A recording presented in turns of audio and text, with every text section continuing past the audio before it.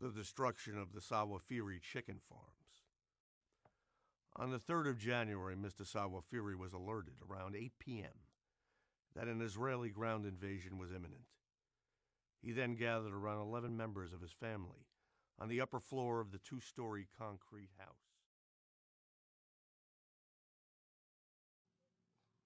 سميح السوافيري سميح رزق السوافيري أبو أشرف.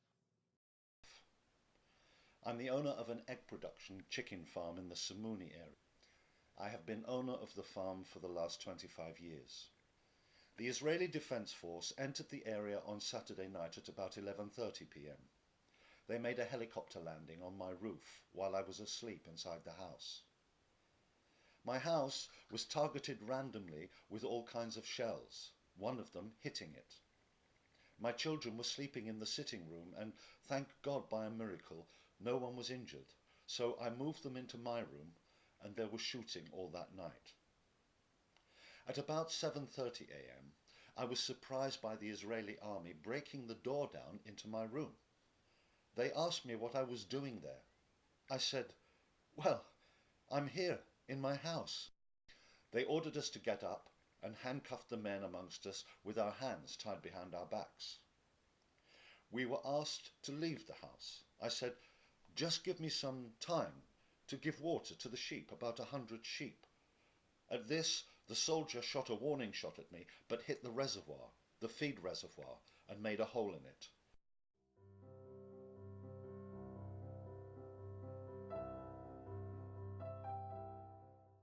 As I was leaving towards Gaza, I was targeted by tank fire, but then someone was telling me to come back, and the shooting and the firing continued, and then he ordered me to go to Rafah. We took the direction we were ordered to take.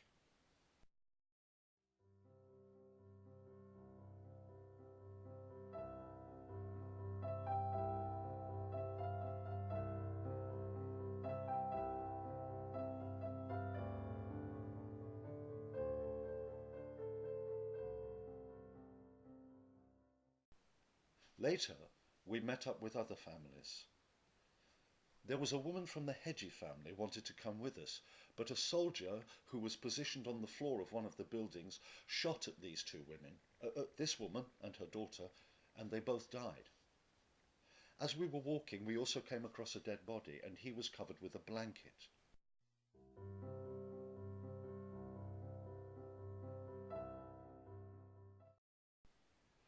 Later, as we were walking, the Israeli army opened fire on us.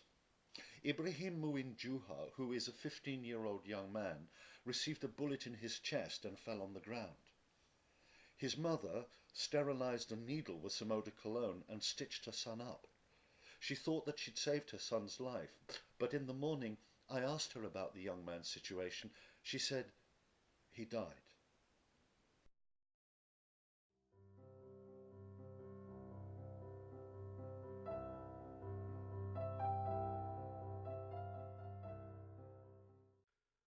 The Sawafeary family spent the following 5 days in terror in the house of Mr. Mugrabi.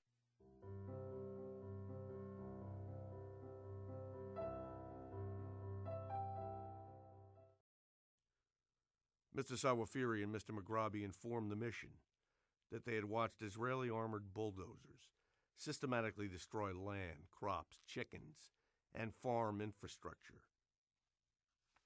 Mr. Sawafeary watched as the armored bulldozers destroyed the chicken farms, crushing the wire mesh coops with the chickens inside.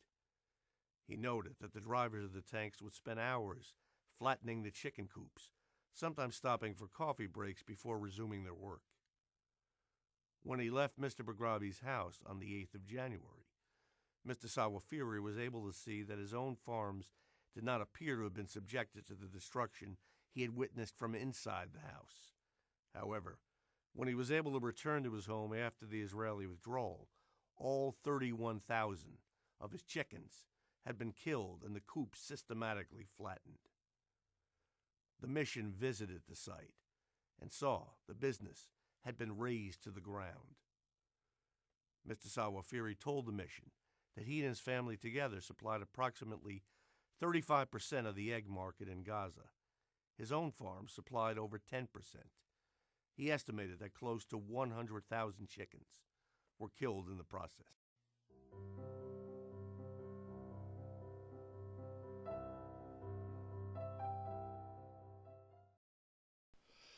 I have a message for Mr. Ban Ki-moon.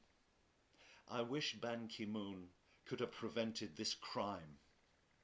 The Israelis warned they would invade the Gaza Strip months before.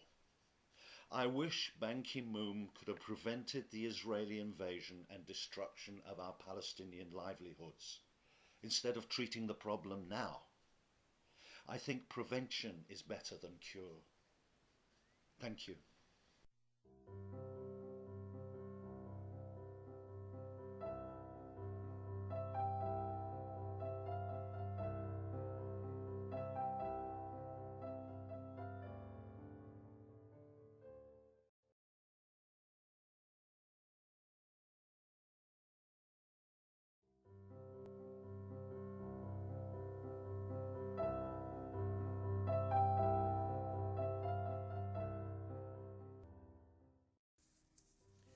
The mission finds that the Sawafeary chicken farms, the plant and material necessary for the business, were systematically and deliberately destroyed, and that this constituted a deliberate act of wanton destruction not justified by any military necessity.